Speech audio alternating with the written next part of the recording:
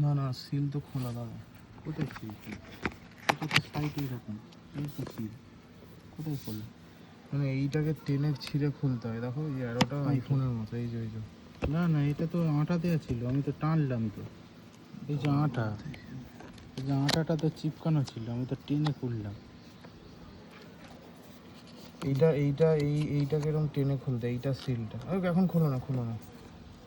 আমি ওইটাকে টেনে খুলেছি। না না, এটাকে এরকম টেনে খুলতে হবে। তাহলে আমি খুলছি।